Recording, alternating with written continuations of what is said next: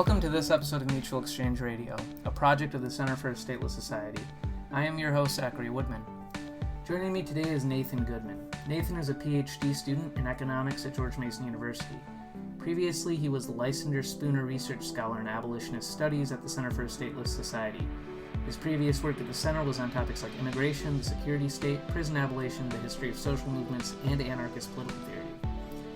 Today we discuss the economics of how the provision of certain services typically thought of as only possible with the state might be possible in a stateless society. Nathan's work draws heavily off the work of Eleanor and Vincent Ostrom on polycentricity and public choice theory, so he also gives really helpful introduction to those topics. We also discuss what might make these programs objectionable for non-economic moral reasons.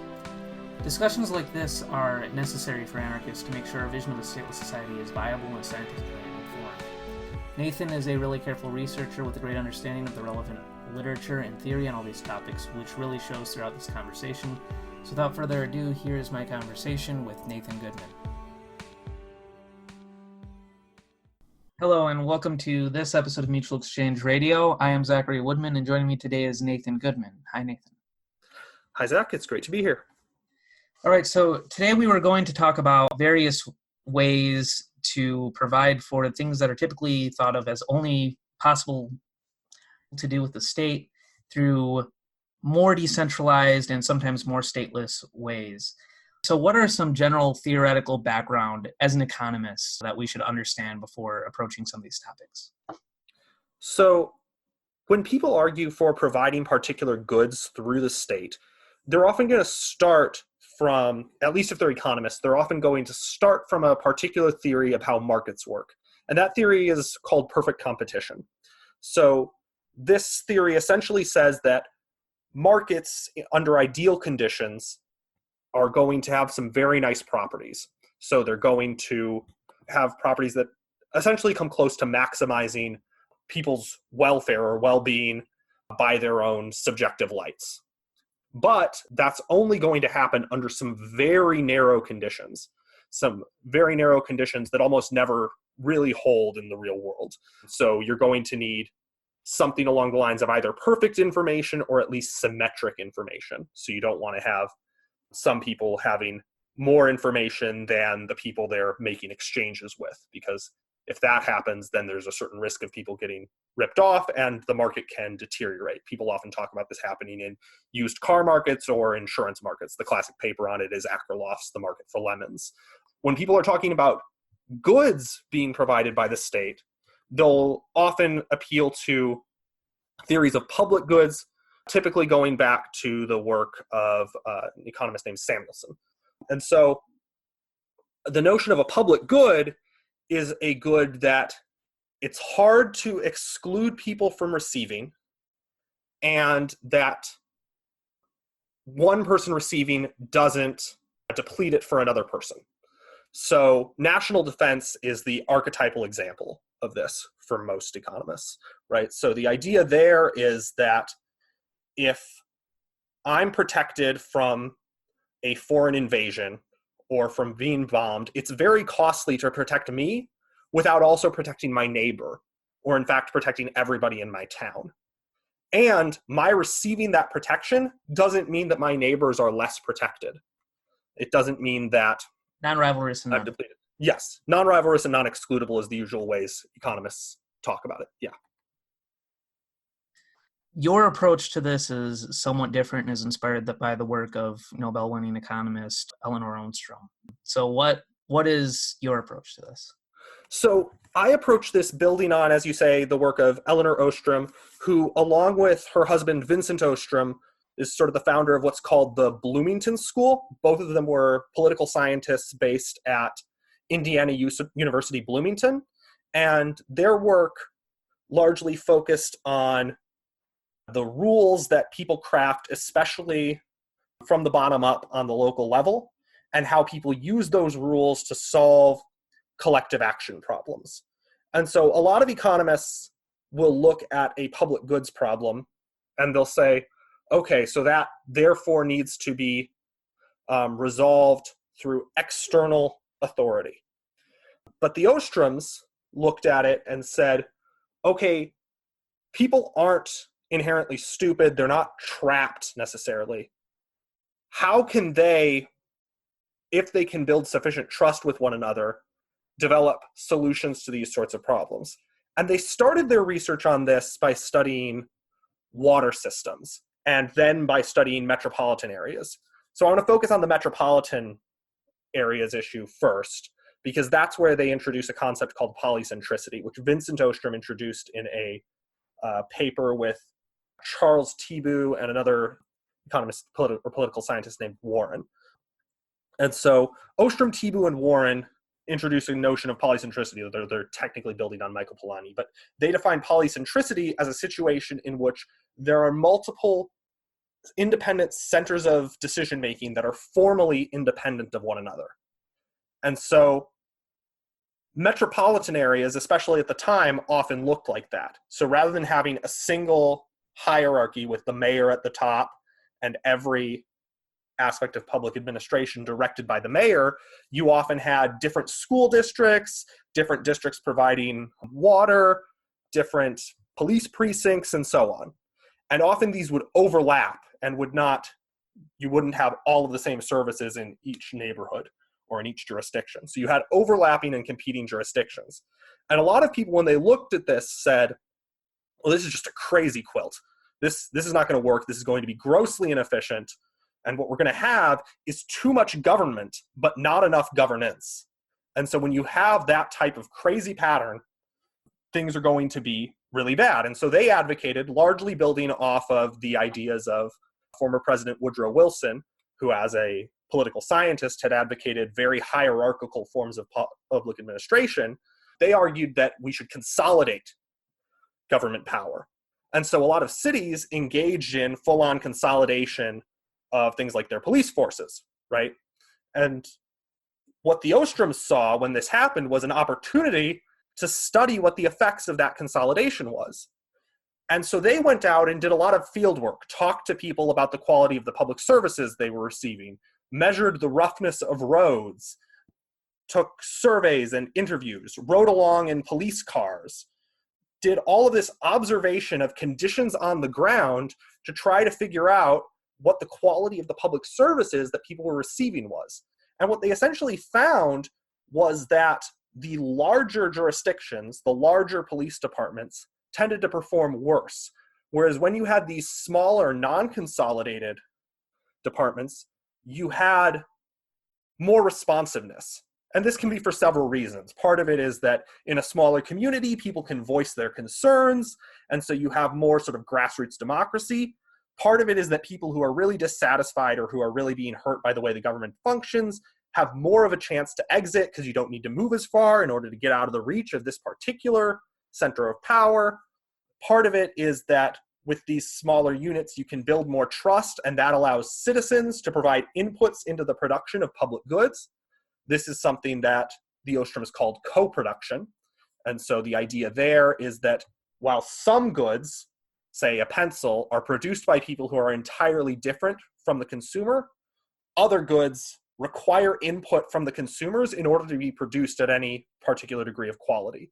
So education is an example of this, right? If I'm teaching a college class, my students are going to play a big role in how decent the class is, right? If they're completely disengaged, if they don't contribute to class discussions, if they don't ask questions, if they don't do the reading, the class is going to be a worse class regardless of what I do.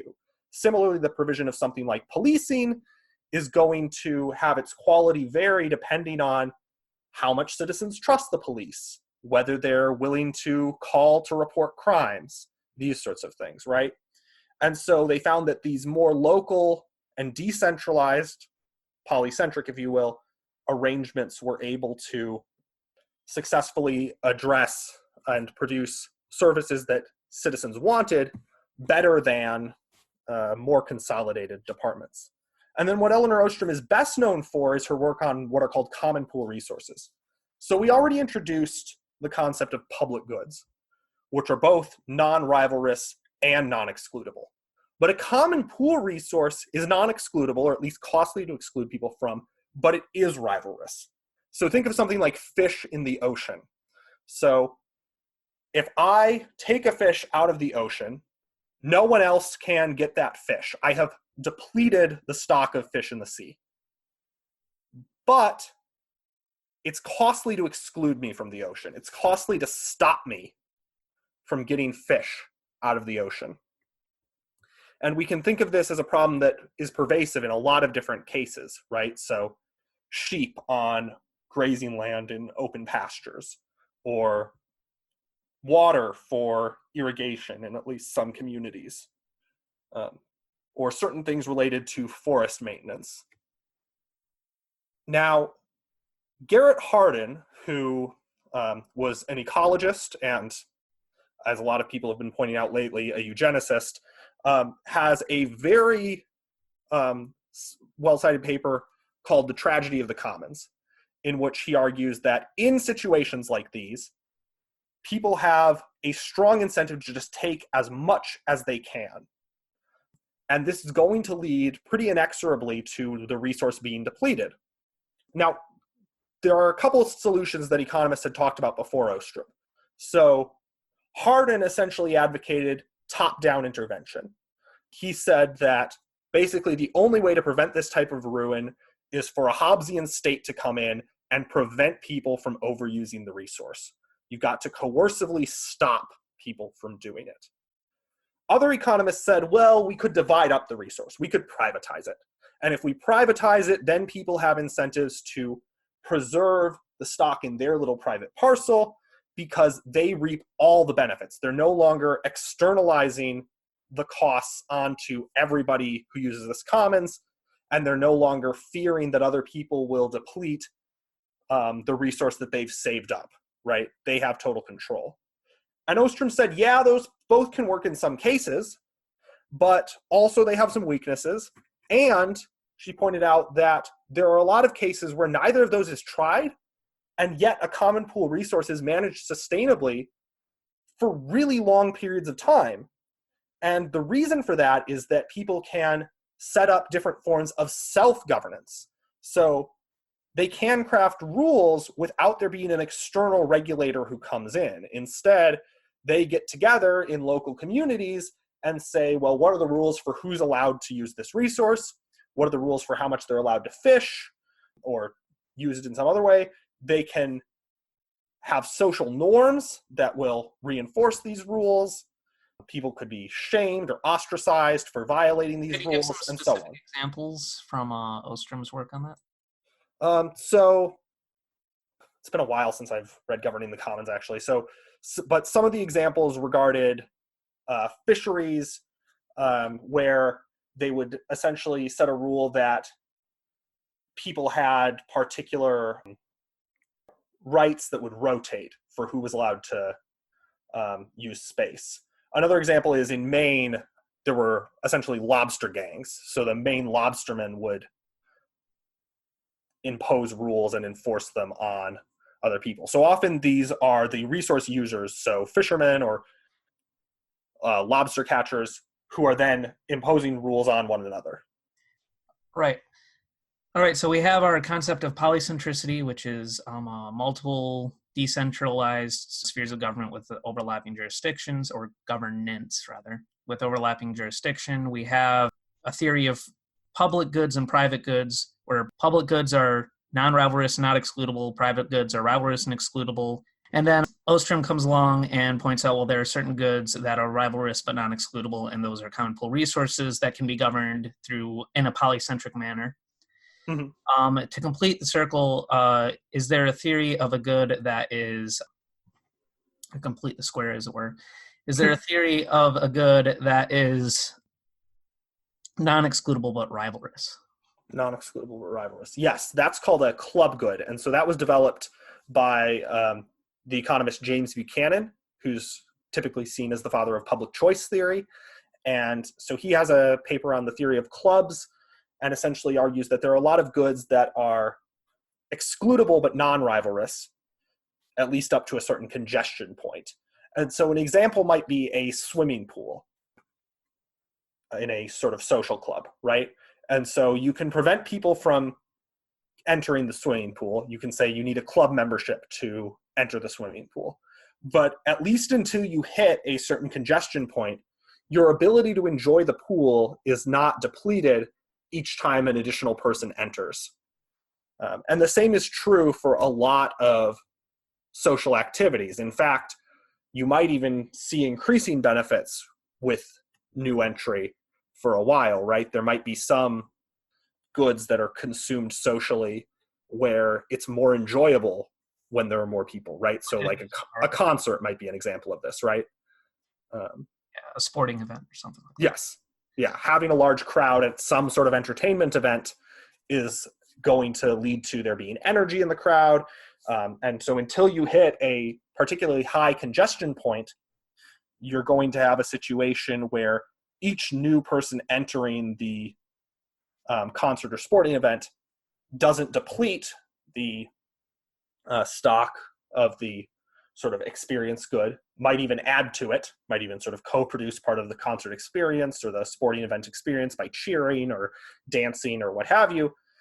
And yet you can exclude who comes. And what that allows for is for you to fund these sorts of goods with things like membership fees or entry fees, right? Prices.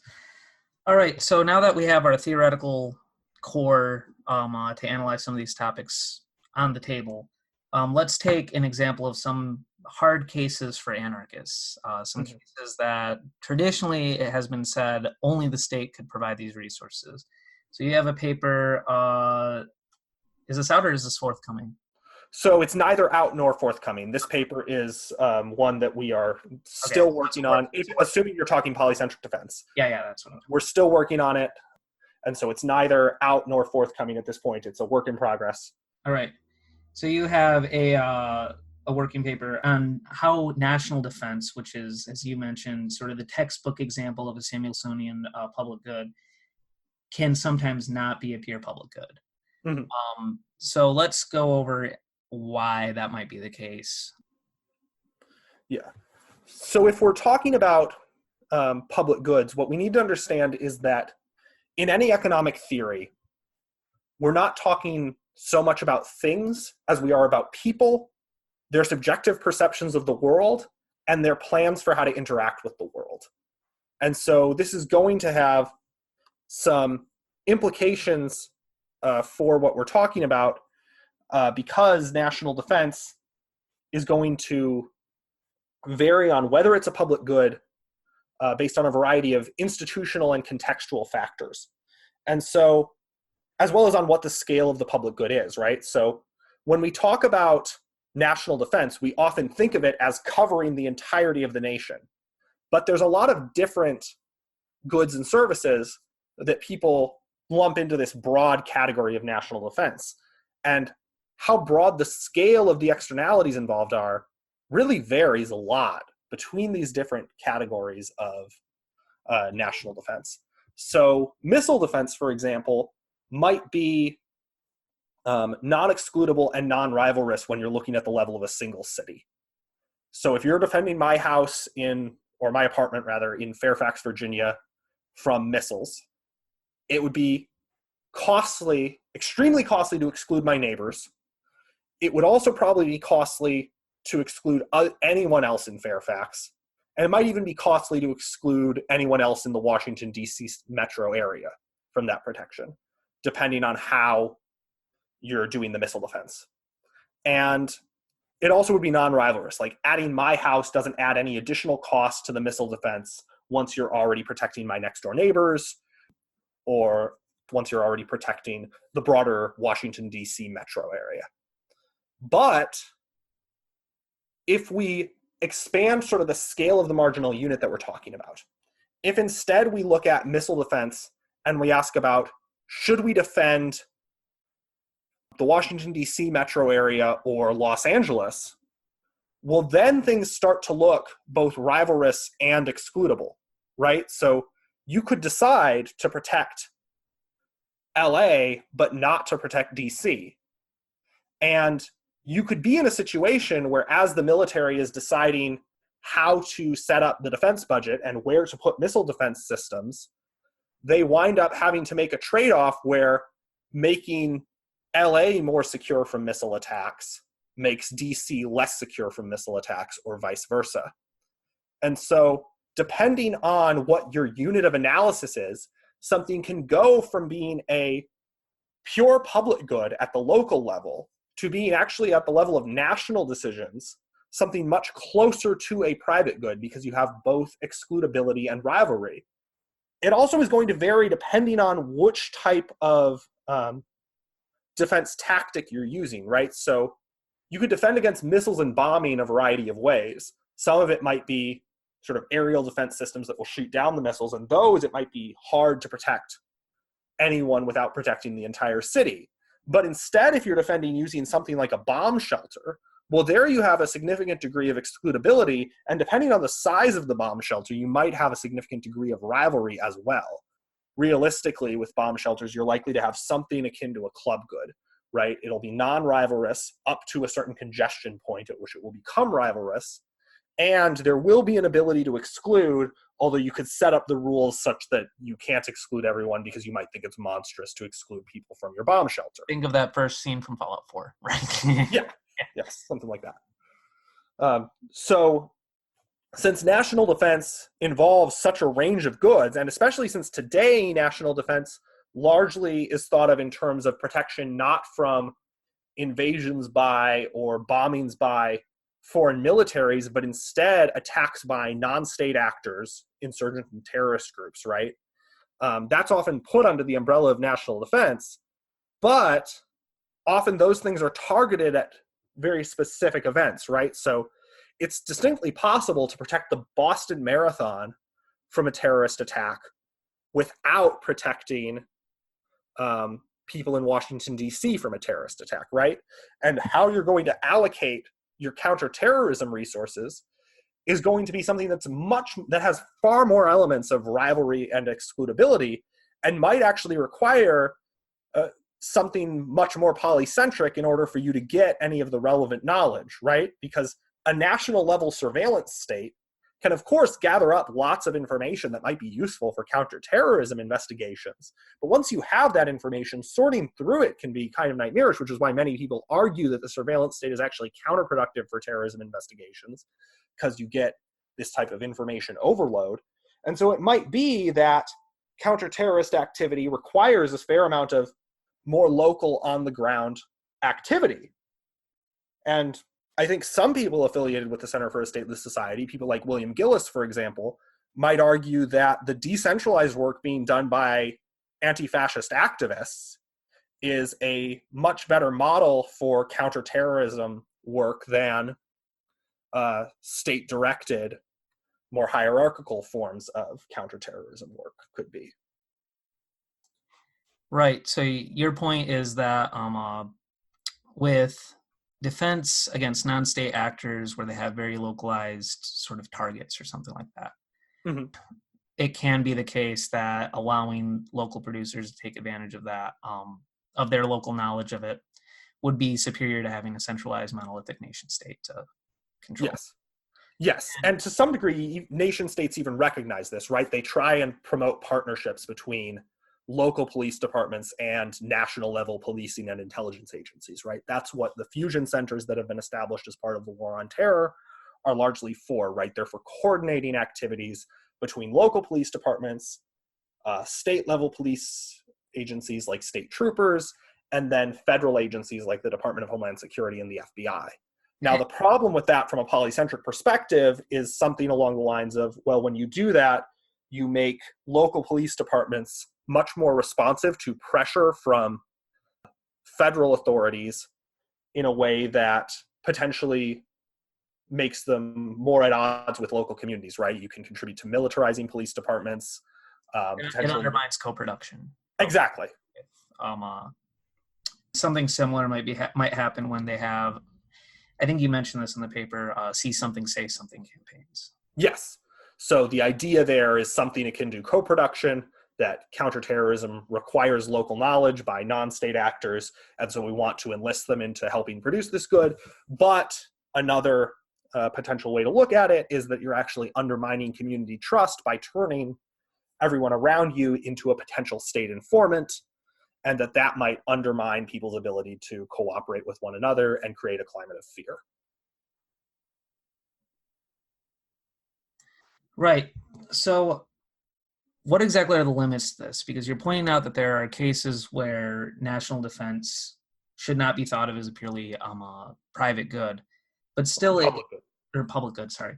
But still, it looks like with all the examples you're giving, it is requiring some degree of, maybe not Antifa, obviously, but with a lot of the other national defense examples, it looks like it requires some degree of state cooperation with citizens. Either way, you're going to need some sort of central administrator of the project. Mm-hmm. So what are the limits to non-public good theory of national defense? Yeah. So one point is simply a point about one limit is simply that economics is a positive science, right? And so it can't get you a normative theory that's going to just say the same things that you might say as an anarchist, right? So you can say that more polycentric provision is going to have benefits, and that on its own is not necessarily going to adjudicate the question between should things be provided by for-profit firms, should they be provided by nonprofit voluntary associations, or should they be provided by networks of local governments, right? Networks of local governments aren't something that's going to be particularly pleasing to us as anarchists, but they're also still to some degree polycentric, and so they might still have some of the advantages. Another point about it, though, is that it's that not all things that we're looking at necessarily involve state direction, especially defense against the state winds up providing a strong supporting case for the notion that defense can be provided by bottom-up social organizations, right? So a lot of Gene Sharp's work on nonviolent resistance to various types of states, that does involve people solving collective action problems internally to their movements. And Dennis Chong, who's a political scientist, has also done this on how collective action was resolved within the civil rights movement. Ending segregation is a public good insofar as everyone who wanted segregation to end, whether they contributed or not to the movement to end segregation, they reap the benefits. So there's an incentive to free ride off of other people engaging in risky activist activity, but norms among activists, as well as selective rewards to people who are active in movements. So access to particular goods that are provided at meetings, or particular types of support that are provided to those who are active in the movement. That winds up being something that can provide a selective incentive that induces participation in these projects for collective action. Right. So let's take the specific example of like ballistic defense, missile defense programs. Yeah. So one worry one might have about the feasibility of a non-state provision for that issue is not just a public good worry. Yeah. But might be a high economies of scale natural monopoly worry. Because like it takes a lot of money to start up a missile defense program. Fixed costs are absurdly high for research and all the stuff like that. Yeah. So I'm not asking you as an economist, but as an economically informed anarchist, what do you think is the best way around issues like that? Yeah. So essentially the worry with a natural monopoly is that it might exploit the consumers, right? So you don't have the state doing it, but they're able to, once they've built it up, either charge disproportionately high prices or otherwise do something that's going to be harmful to the beneficiaries. And then you have potentially these excludability worries, right? And so one thing that can happen in situations like these also is an issue of what are called quasi rents. So if you've built a missile defense system, but it's very geographically tied to one area, that winds up potentially being not all that useful if you moved it elsewhere. And so that gives bargaining power to the people in the region who are benefiting from it, who could then lowball you because it's not useful to you if you move it elsewhere. Again, I don't know the exact technological capabilities for these systems, so think of these as hypotheticals rather than things that are inevitable given the technological frontier that we're on. And similarly, it might not be worth it to build another one. So everyone is going to then expend resources on bargaining with one another. And what Klein, Crawford, and Alchian do in their paper on these sorts of appropriable quasi rents that can happen in, say, relationships between suppliers and factories, especially if they're supplying particularly niche goods, is they argue that this is a big reason that vertical integration might occur sometimes. Now, the problem is, how do you get what does vertical integration look like in a case like this? Well, it might look like something like the formation of a local government, right? And similarly, in these sorts of problems of monopoly, that's one reason people might think that establishing a cooperative might be a good idea, right? So consumer cooperatives might often be, and producer cooperative. Producer cooperatives are often established in cases of monopsony, right? There's been some interesting work on this. And so the idea there is if there's only one buyer or a few buyers for, say, a type of fruit you grow, say cranberries, then if you band together and create a producer cooperative that you govern, then you no longer have to get artificially low prices from the fact that there's only one or a few buyers. And so that's one story people tell sometimes for why Ocean Spray, which is a producer cooperative, was formed in the sort of cranberry sector. And so one answer might be that for some goods like this, you wouldn't want to provide it on the open market. You would instead want something like vertical integration plus a cooperative. So even though I'm a market anarchist, that doesn't mean I want all forms of social cooperation to be explicitly mediated through market exchange. Right. And so in cases where you face problems like these, you might want democratic mechanisms that involve a greater degree of voice and a greater degree of explicit participation by members. And so I don't know the extent of those problems, and the extent to which those problems will persist would depend on sort of what the specifics of the technology we're using at any given time, which is why you don't necessarily want to reify it by establishing a state. But at any given time, if you face a problem like that, it might be a good case for operating something that's less like a market and more like a firm, and more specifically like a cooperative, so that you have less of the problems associated with hierarchy and abuse of power. Let's go into some of those reasons. If you're, more of a centrist liberal, you might be very skeptical that even cooperative provided defense would be preferable to something like a democratic nation state. So what reasons do we have to be very skeptical of the democratic nation state defense beyond the normal anarchist ones that are given? Yeah, so there are several reasons to be very skeptical of a centralized nation state, even a democratic one, providing national defense. Now, one of those reasons is that national defense involves the development of very strong capabilities for the use of coercive violence.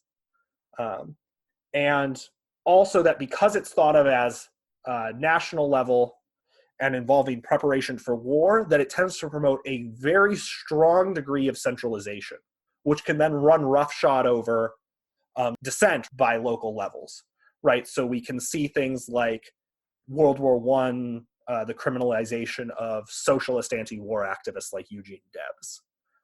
Or under the Bush administration, the development of various forms of repression of dissent, right?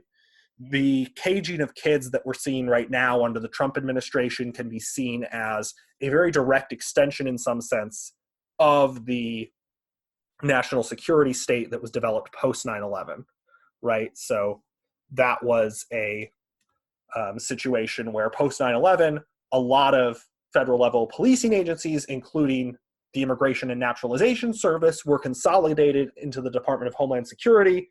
Immigration and Naturalization Service, or INS, was replaced with ICE, and ICE now can operate along with Customs and Border Protection as essentially a militarized police and detention force that most people who are following the news today know these pretty brutal types of civil liberties abuses that they're implementing at the border. So one reason to be very skeptical of centralized provision of national defense is that the national security state is responsible for pretty massive civil liberties abuses. Another reason to be skeptical, of course, is that any centralized state provision of a good or service is subject to sort of two dual problems, the knowledge problem and the power problem. These were identified by Don Lavoie under those names in his book, National Economic Planning, What is Left? And so when we think about the knowledge problem, this is a problem related to how are you going to choose how to allocate scarce resources between competing uses? If we're interacting in a relatively decentralized market, then you're going to have information and knowledge about how different goods are valued compared to different alternative uses that are provided through prices, right?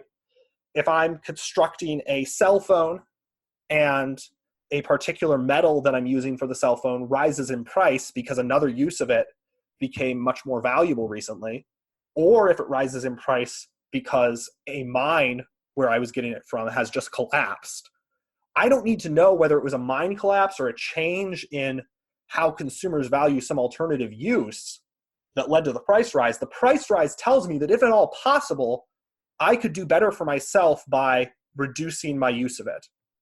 And then once those prices give me that information, consumers' decisions about whether to buy my service or good, in the case of a cell phone, will then allow me to make either a profit or a loss.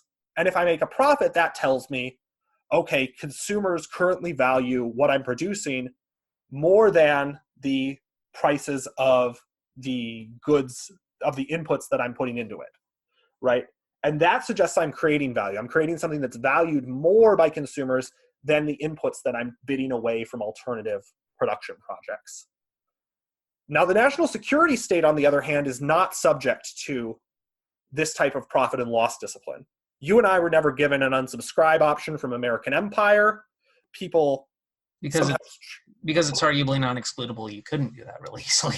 Yes, potentially. But since some have some degrees of excludability, so that's part of why this heterogeneous good all being provided under one thing is problematic, right? Because while you might not be able to get the knowledge that's generated by prices and profit and loss for the parts of national defense that are actually pure public goods, you could generate something closer to that for those that have more private and club good characteristics.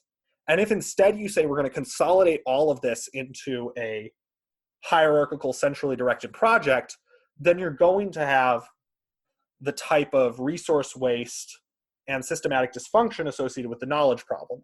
The other knowledge problem, of course, relates to the unintended consequences of military intervention, right? So people might have thought, oh, we're making the world safer for freedom by funding insurgents in Afghanistan who are going to ward off the Soviet occupation of Afghanistan, right?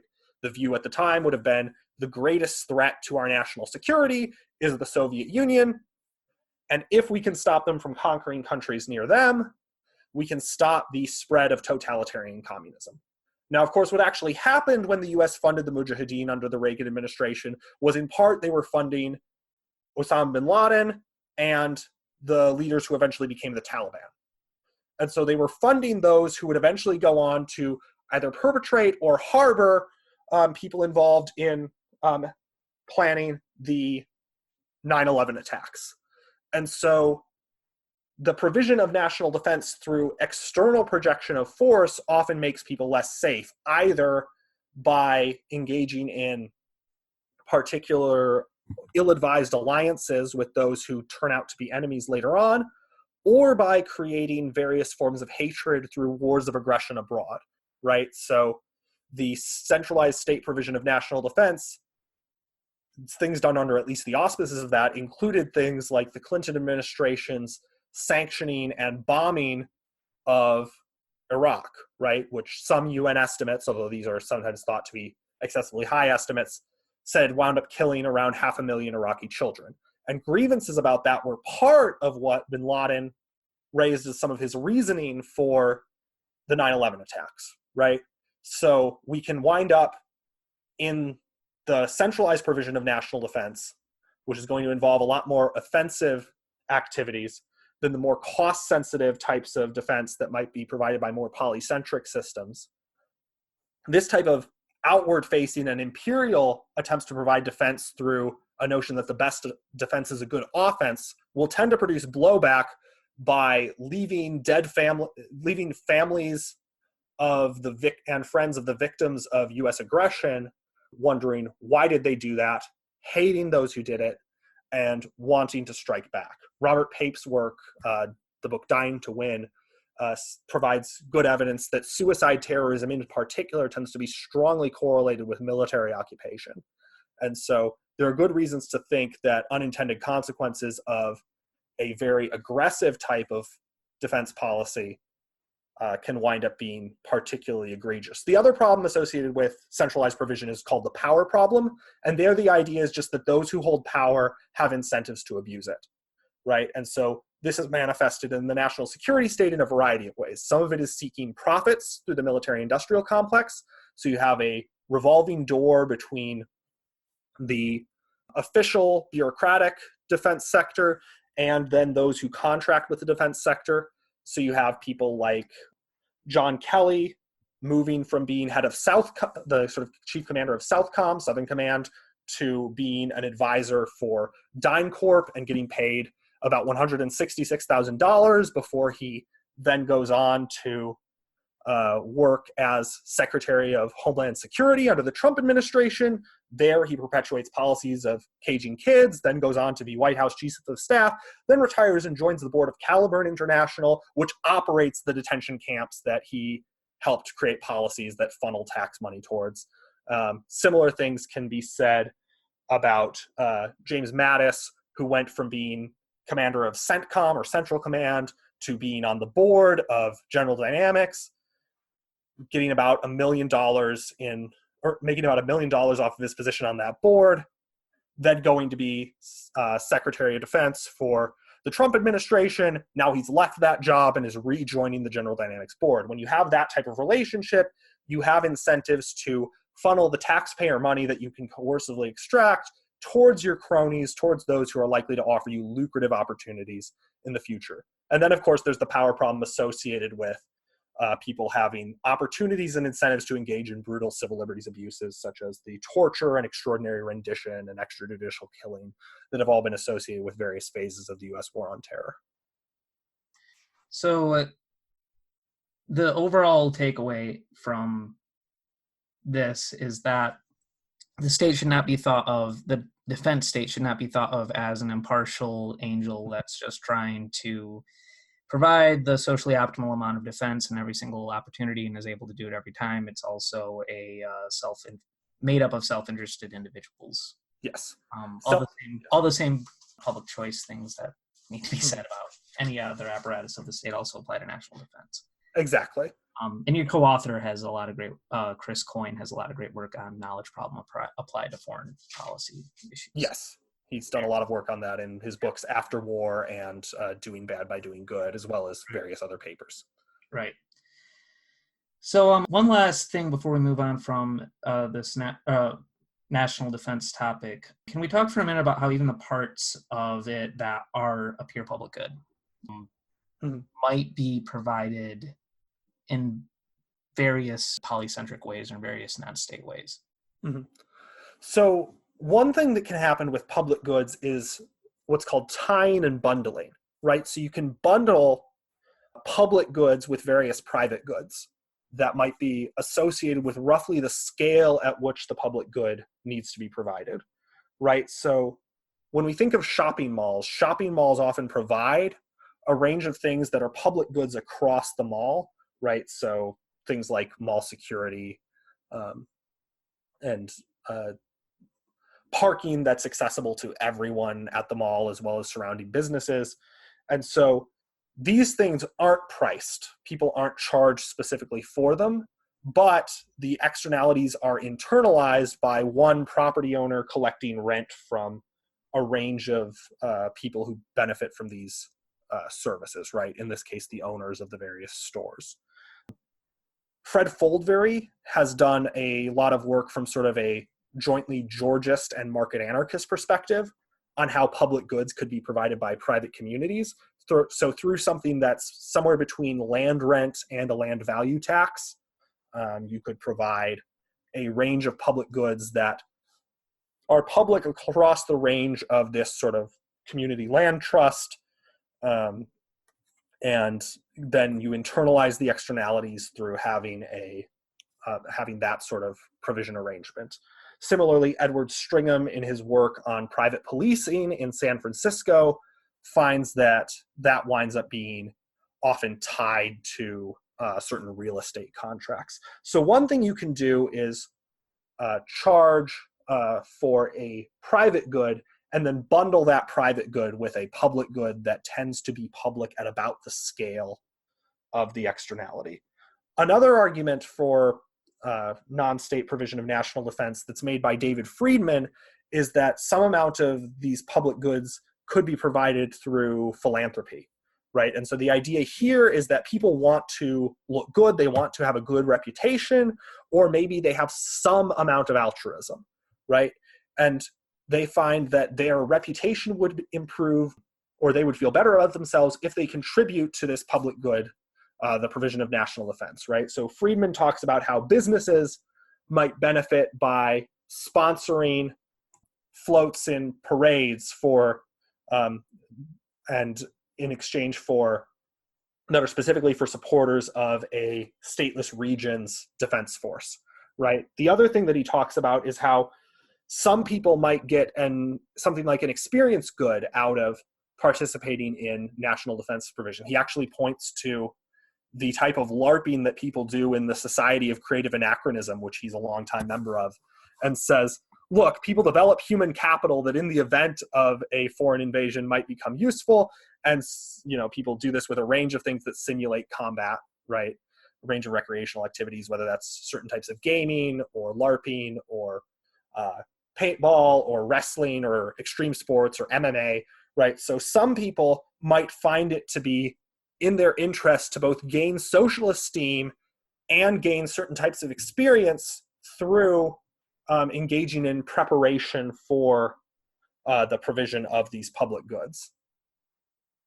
Social movements also are often providing something that is genuinely a pure public good, right? The change in the rules across a society, the overthrow of a regime, these things are genuinely non-excludable and non-rival at that level, but they've developed various mechanisms for providing this public good, right? Most of which are similar to the tying and bundling type approach insofar as they involve the use of selective incentives, whether that's esteem and prestige given to people who are active in social movements, right?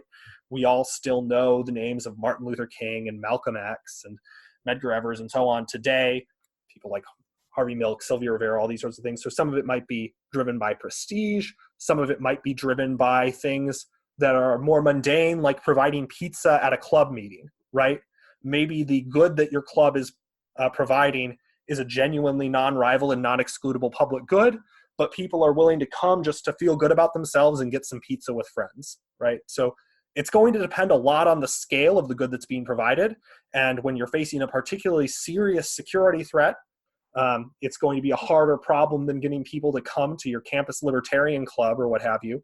But you still can bundle things with a range of selective incentives to induce participation in the production of a public good. Do you have any concrete examples of this happening with security type services? Most of the security type services that I'm aware of relate to these sorts of social movement settings, right? I consider the overthrow of a government to be an instance of defense from an unwanted aggressor, namely an occupying nation state, right? So being able to successfully lead an insurgency or a nonviolent resistance movement does require a great deal of coordination and national defense, and does involve the production of a security service. And people usually do this not just without direct state provision, but in direct opposition to the state. So everything from the successes of the civil rights movement to the successes of early phases of the gay rights movement to the numerous types of nonviolent resistance movements that Gene Sharp and Erica Chenoweth have documented. So you would want to think of of these social movements as a form of maybe not national defense, but communal defense or something like yes, that. They are engaged in community defense against a state that they see as an occupying or aggressing force. Right. And that's one way in which I think anarchist movements actually should be thought of as engaging in a type of prefigurative politics that creates the conditions for defending ourselves from future aggressors. Right. Antifa is a great example of that. Yeah. So that's enough on defense. Let's move on to some other examples of things that people typically think of as only possible through the state.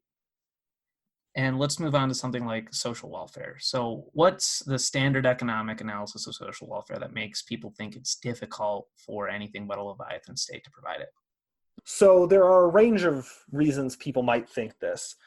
There's going to be less agreement among economists about this than there is among economists that national defense has to be provided by the state.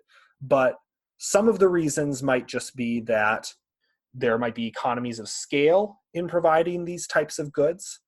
And so philanthropists are less likely to provide them at the scale that's necessary than a state might be. Some of it is going to be a public good argument, right? So if all people want is a society in which no one is dying of starvation, no children in particular are going hungry or going without medicine, then these people are going to be indifferent between a situation where they've funded it or someone else has funded it. And since they prefer having funds to pursue their own various projects, they're going to prefer to free ride off of the philanthropic efforts of others.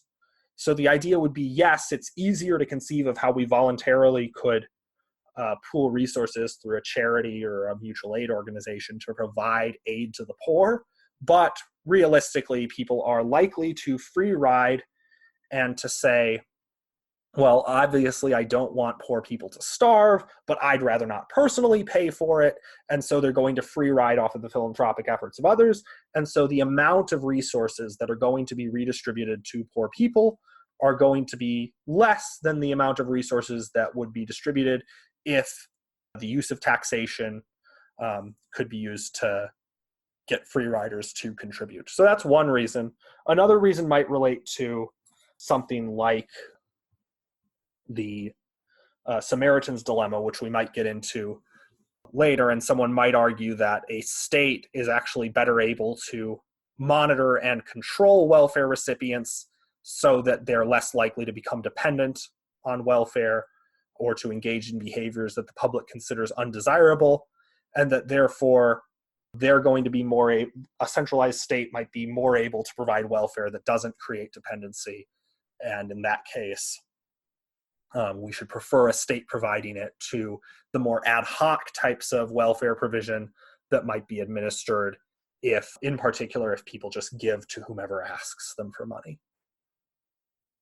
All right. What analysis or examples would you give of ways that welfare-like services or mutual aid can be done without state intervention? Yeah, so there are a range of examples historically. The historian David Beto has done a lot of great work on mutual aid throughout U.S. history, and David Green has done similar things on mutual aid in Britain. Roderick Long has done some very good sort of short form work in an essay called How Government Solved the Healthcare Crisis on this. And so what mutual aid organizations largely looked like they had names like fraternal organizations or lodges. And what these organizations did, they were also often called friendly societies, but what these organizations did was they pooled resources of largely poor and working class people. They hired a doctor on a subscription basis who would serve the mutual aid society over the course of the year. And they essentially provided a form of non-state and yet, in some sense, non-commercial health insurance that was provided as basically a club good. And so members of the mutual aid society could expect both to receive health care at any point in exchange for their medical dues or their membership dues rather, and they could expect that if they fell on hard times, they would receive support from the Mutual Aid Association. And they would also have various benefits associated with different sorts of recreational activities and club and community activities that these groups engaged in. So it was like bundling the public good of welfare services with other. Yes, it's very similar to a bundling type thing. And also there's some degree to which these were organized along lines of communities that had a fairly large level of social trust, right? So often immigrant communities or ethnic minority communities would engage in mutual aid with one another.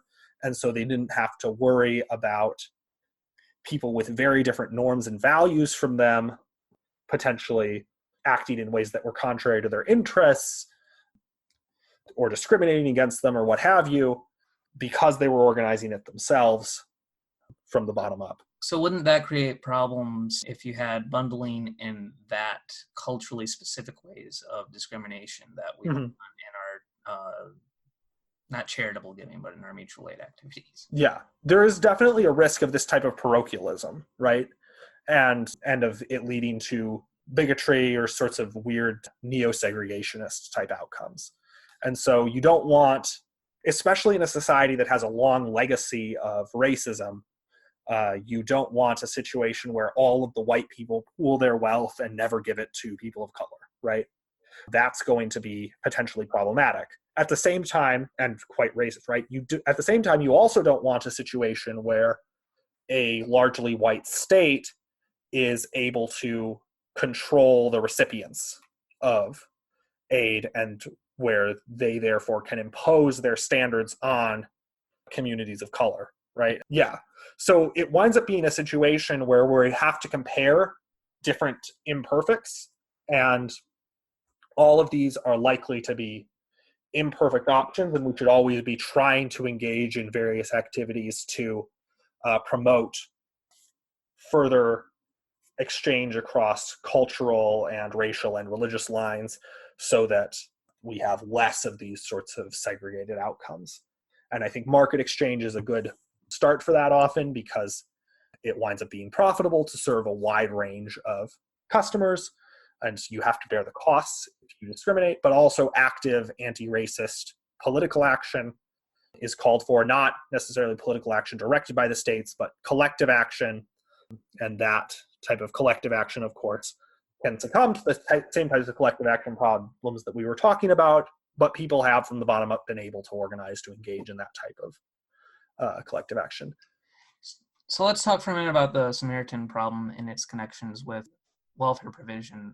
Let's get in more detail about what that is and how private organizations might overcome that. Yeah. So the basic idea, and it comes from economist James Buchanan, who we mentioned earlier as the guy who came up with the theory of clubs, right, and who is a big influence on public choice theory. But the basic idea of the Samaritan's dilemma is that it's essentially a game theory model, and you would have a situation where one person, the Samaritan, strictly prefers to give, perhaps because they care about the recipient of their philanthropy, right?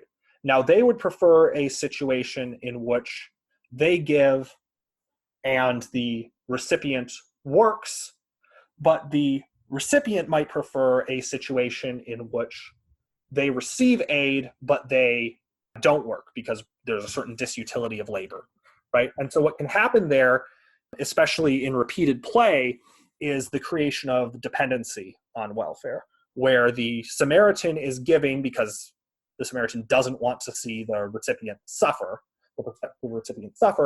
but that leads to the recipient losing skills, becoming dependent on the aid, and eventually becoming potentially trapped in a cycle of poverty, right? And this hasn't just been applied to welfare aid. Elinor Ostrom, along with several other co-authors, has a book called The Samaritan's Dilemma, which is almost entirely about foreign aid.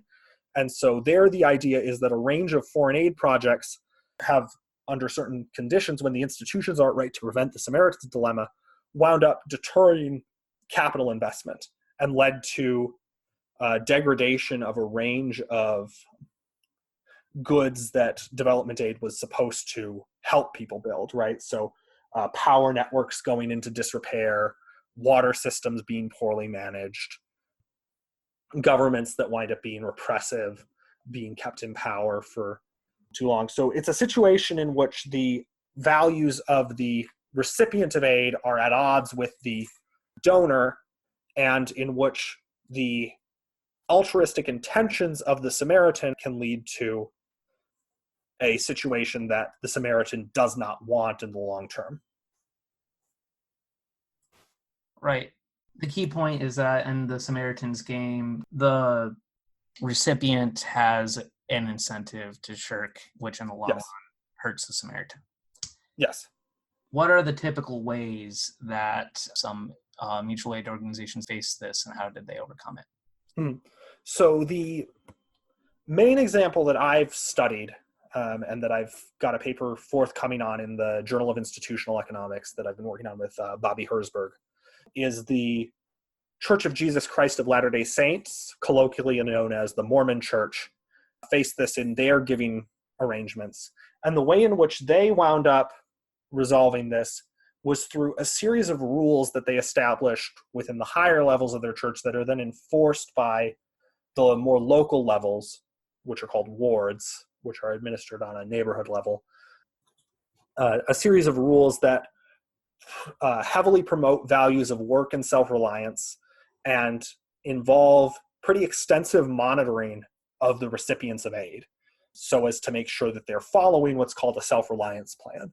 So those who are deciding whether to give you aid have a form that winds up that you fill out to say sort of what your current assets are, what your needs are, what available options you have for meeting those needs, as well as a plan for eventually becoming self-reliant so that you no longer are dependent upon this aid, as well as work that you've agreed to do for the church in order to help you get on your feet, and as well as support the overall welfare production structure, right? So that type of approach winds up meaning that the recipients are fairly closely monitored because the LDS Church, or the Church of Jesus Christ of Latter-day Saints, as they prefer to be called now, the church has frequent home visits that are carried on by local members to provide both assistance and spiritual and religious advice. And so that provides monitoring. And then there's monitoring also associated with regular tithing, which essentially is church-administered taxes to lead to contribution. And then the pool of resources for welfare is specifically gathered through what's called fast Sundays. So there's a particular Sunday that's designated each month when people fast, they forego a meal, and the amount that they would have spent on that meal or the food that they would have eaten, they donate to the church, and that goes into the pool of welfare resources. And so that provides a collection of social norms that are then codified in policies at the central level, but administered on the local level. So the bishops in each ward are a sort of lay clergy. They serve for terms of about 5 years or so.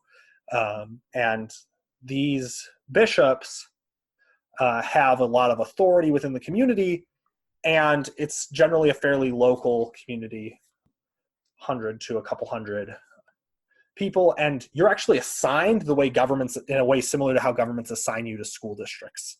So you can't, so in ordinary churches, you can go, if you're, say, an Episcopalian or a Catholic or a Lutheran, right? In a lot of these other churches, you could say, well, there's a church close to me, but I'm going to go to the one across town because I prefer those services for whatever reason, right? But in the LDS church, you're basically assigned to a ward by the central church authority. So there's some ways in which it's very polycentric because you have these neighborhood level wards, right? But there are some ways in which it's relatively monocentric in that your exit rights are fairly restricted.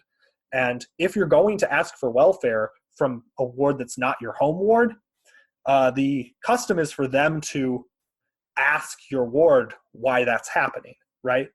And so previous work by economists on the Samaritan's dilemma has suggested that one potential problem is that more generous Samaritans would drive out more restrictive Samaritans, right? That people would just go to those who are more willing to provide more welfare with less strings attached. And the way the LDS Church has resolved this in part is by saying, well, unless you literally move to a new residence, you're not able to ward hop in this way.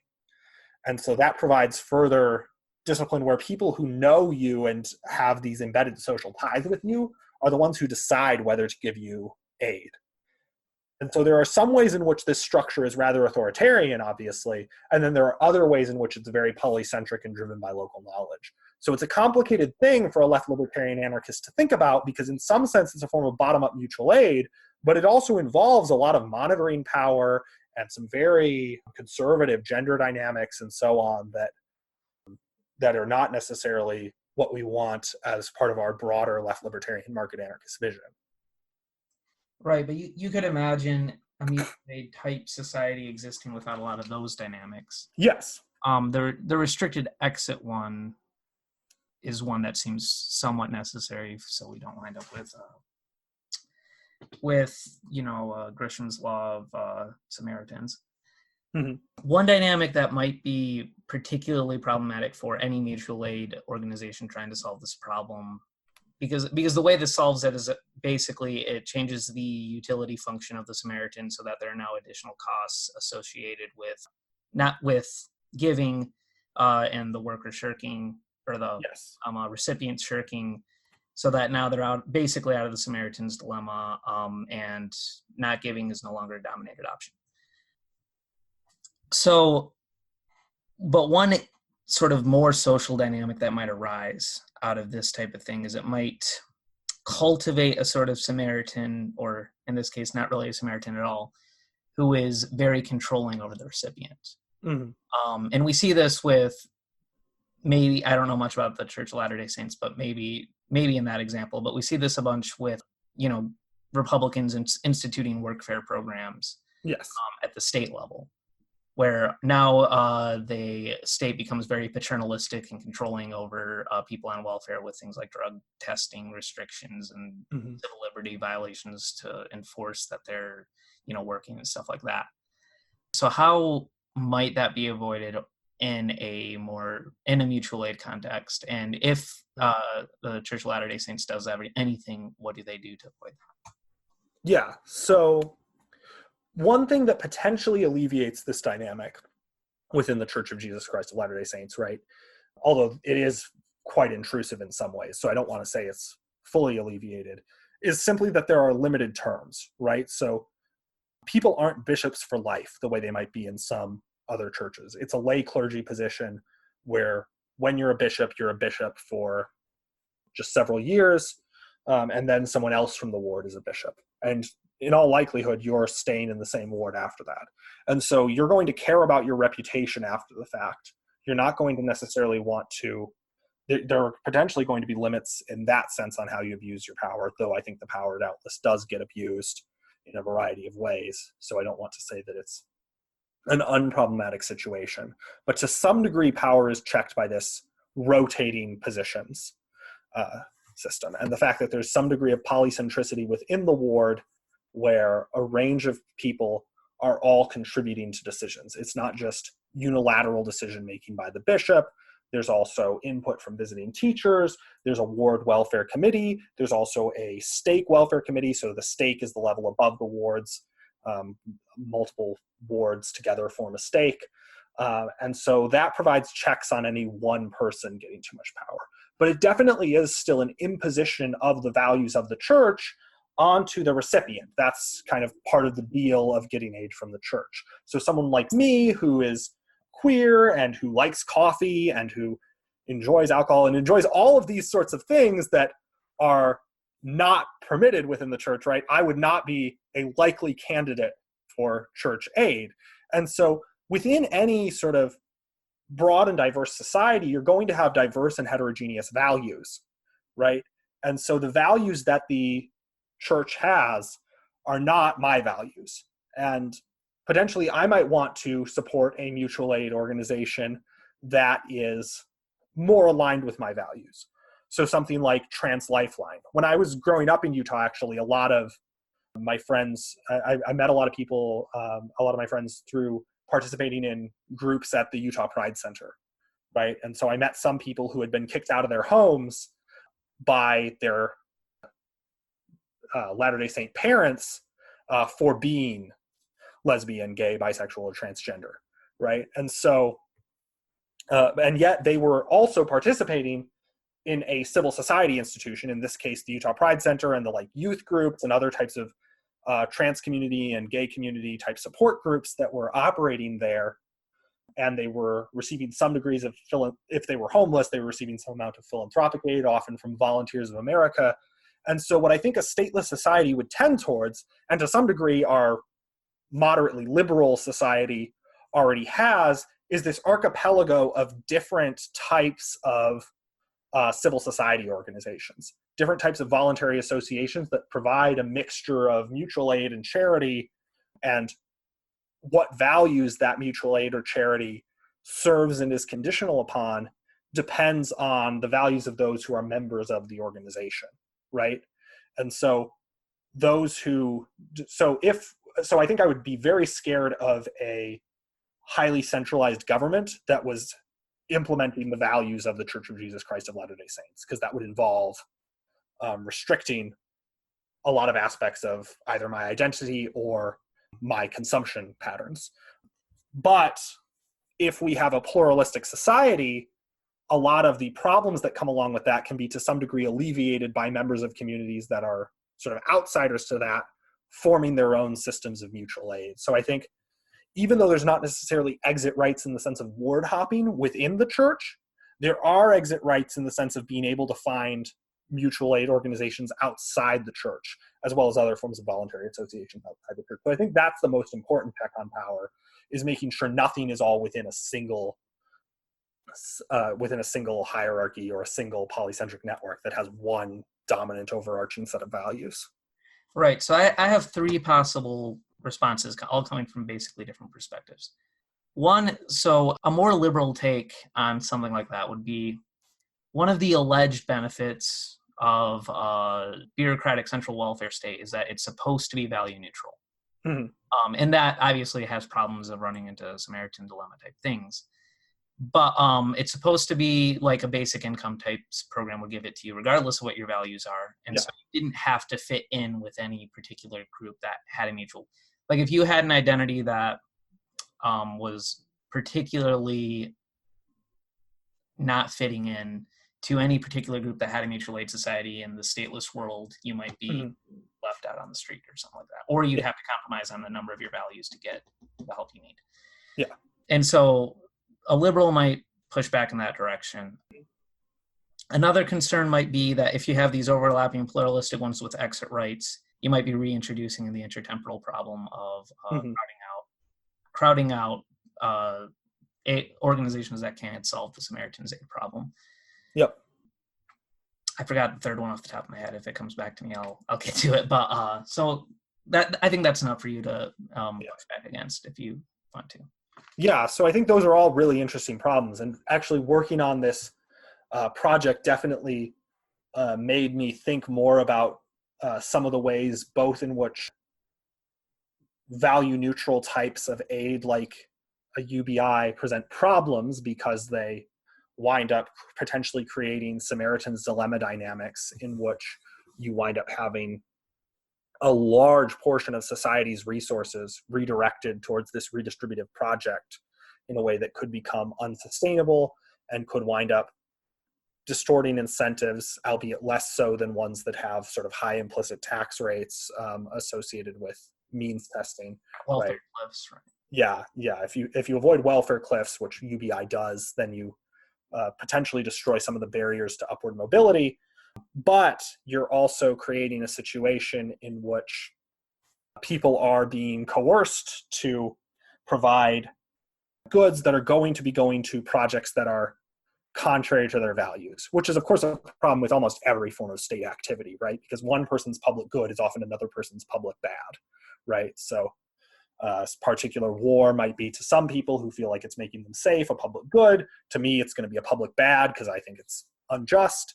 And similarly, some people might find a particular form of welfare to be good, and other people might say, oh no, I'm being coerced into supporting someone who I think is vicious or is acting viciously and contrary to their own interests, right?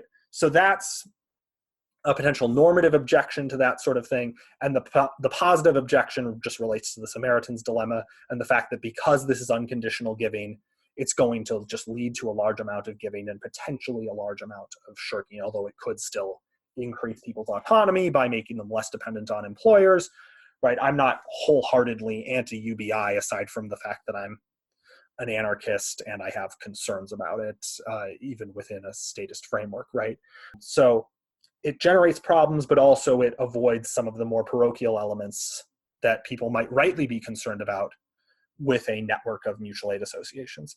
And I think you're also right to worry about the creation of exit rights and this pluralistic patchwork of different mutual aid associations being potentially reintroducing the Gresham's law dynamics.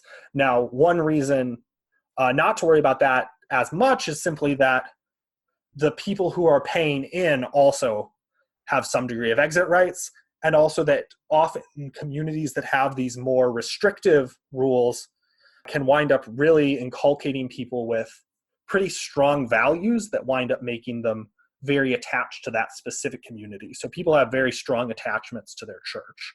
And unless they're pushed out or something else that they really value is at odds with them, then they're not likely to leave just because they see a potentially sweeter. So you're basically saying it's bundling the public good of welfare provision or something like that with the club good of church attendance or something like that. Exactly, right. If people value this particular set of religious doctrines, then they're not necessarily likely to abandon all of that just to go where there's relatively easier access to public support, especially because as long as they conform with those values, which they've largely internalized, they can get these sorts of things, right? The cost of exit is higher if it requires turning your back on the church rather than just going to another branch of your church, right? And so part of why the anti-ward hopping mechanism can still work is that people are much more likely to find it compatible with their values to go across town to a different ward that's practicing the same religious doctrines than saying, well, screw you guys, I'm going to go to the Satanist anarcho-communist collective that Nathan's running, right? Or something, right? Like that's not going to be something that is going to be palatable to your typical Latter-day Saint. I'm neither a Satanist nor an anarcho-communist, but if I were running such a collective, I don't think it would have all that many Latter-day Saint takers. All right, one last question that's more general about this topic is, why don't we see more mutual aid existing in the status quo? Yeah, so that's a good question. Part of it's related to crowding out. So as the welfare state increased in scale and scope, you had a situation where people didn't have to engage in all of these more detailed on-the-ground social relationships in order to get access to these types of goods and services. Part of it relates to a lot of the things that were particularly attractive features of mutual aid were to some degree prohibited, right? So low-cost access to doctors, for example. Well, that's been heavily restricted through the creation of licensing laws. So Roderick Long has an essay called How Government Solved the Healthcare Crisis.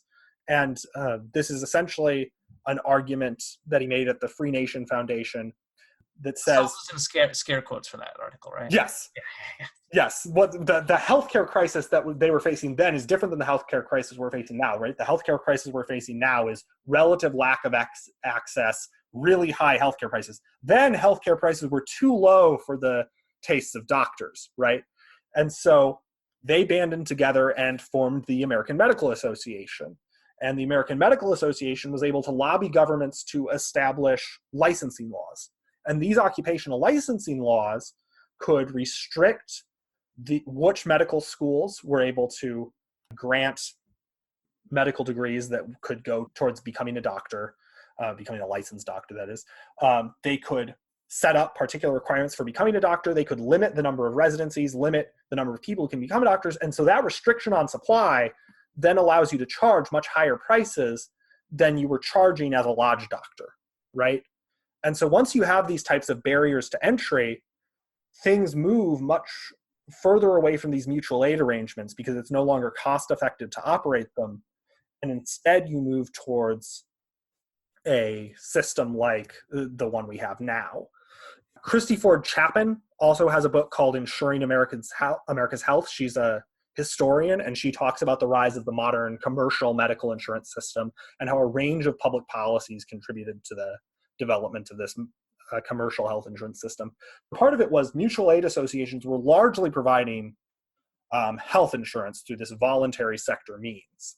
And they were crowded out along two ends, both by the rise of the welfare state on one end and on the state forcing things into this cartelized crony capitalist model on the other end. And then another thing that might have made... So like bundling health insurance with employment, stuff like that? Yes, that sort of thing, as along with other policies. But yes, that is definitely part of it, although that's usually attributed to wage and price controls during the World Wars, right? That wage and price controls were set. There were limits on how much you could be compensated through wages, and then people could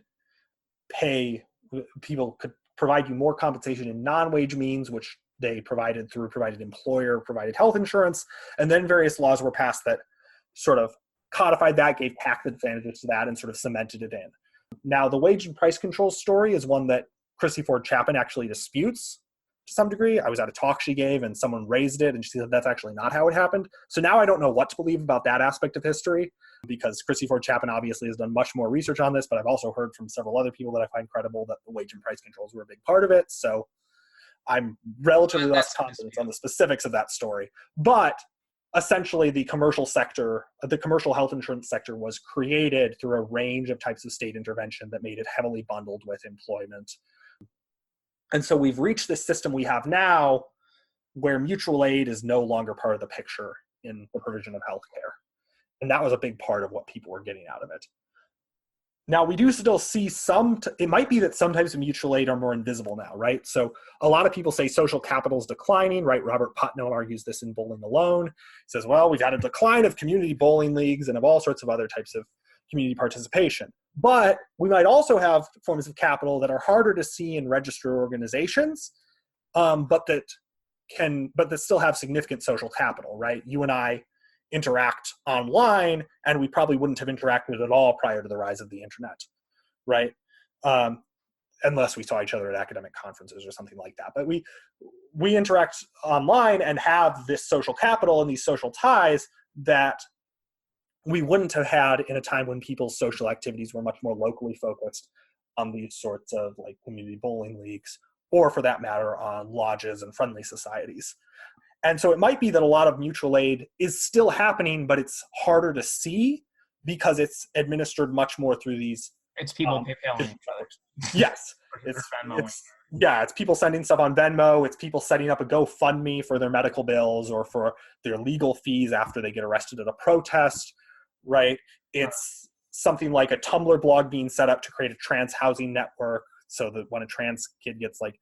Or a Twitter drive to donate to Chelsea Manning or whatever. Yes, exactly. So there's all these sorts of things that have mutual aid type dynamics, but they're not organized through any one formal organization.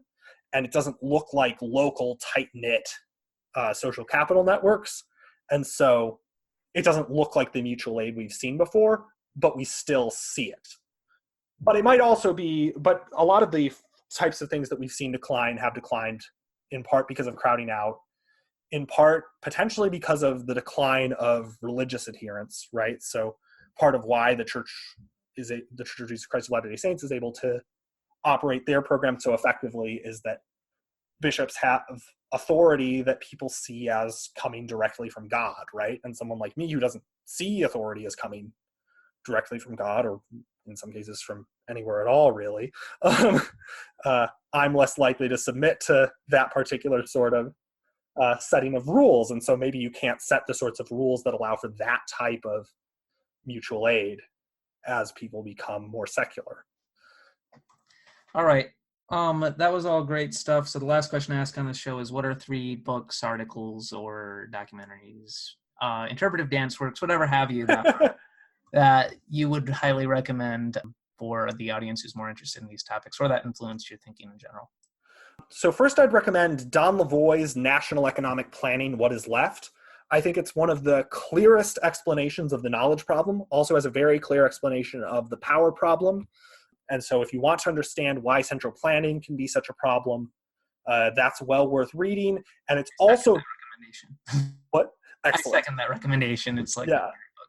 Yeah, same. So that book is like crucial to why I hold some of the views that I hold about the importance of markets. The last chapter is also a really good articulation of why I see libertarianism properly understood as a radical left-wing commitment, and as one that can help us achieve radical goals of opposing militarism, poverty, violence.